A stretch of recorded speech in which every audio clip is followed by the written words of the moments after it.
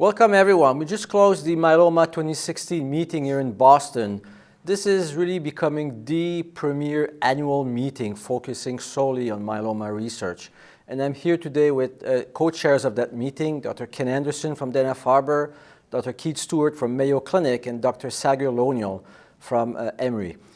I would like maybe to start with Ken. Yes, there was so much excitement, such great data presented.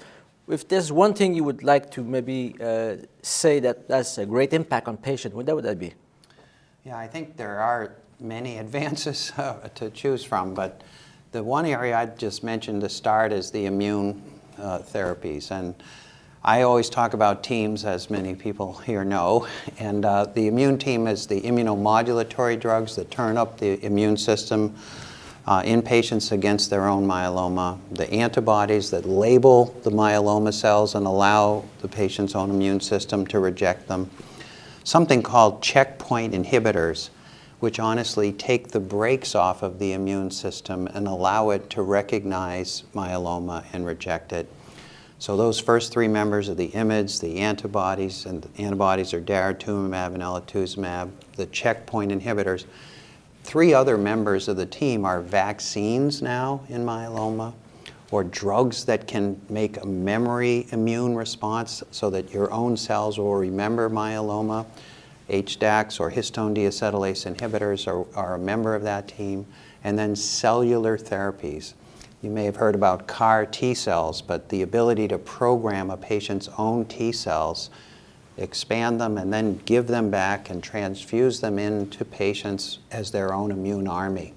What this meeting really showed is if you combine immune therapy, so if, for example, Dr. San Miguel from Spain showed if you take immunomodulatory drug Lenalidomide or Pomalidomide and put it together with a checkpoint inhibitor, PD-1, great responses even in patients whose myeloma wasn't responding to anything else.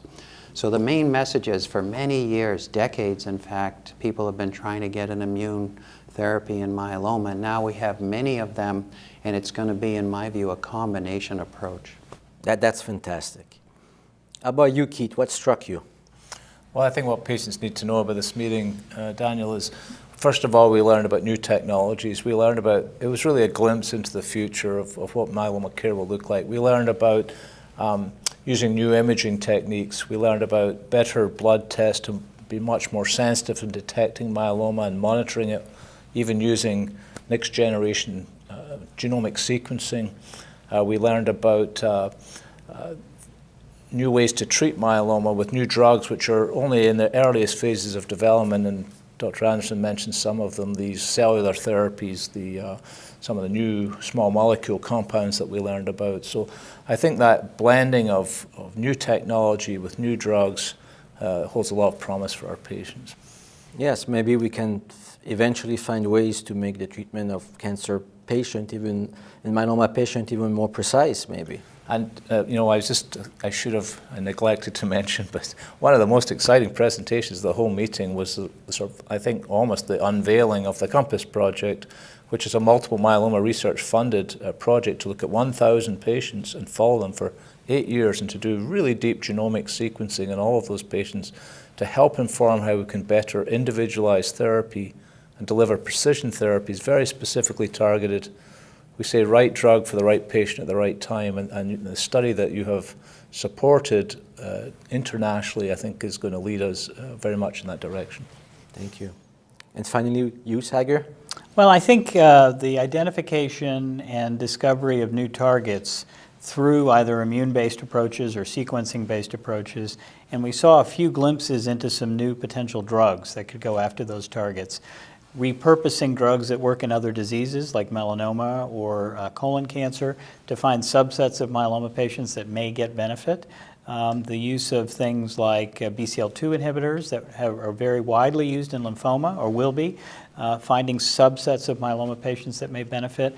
A lot of that was really exciting because what it says is we're using data from CoMMpass and other laboratory methods to try and figure out how we can take those other drugs and repurpose them for myeloma. That to me was really exciting.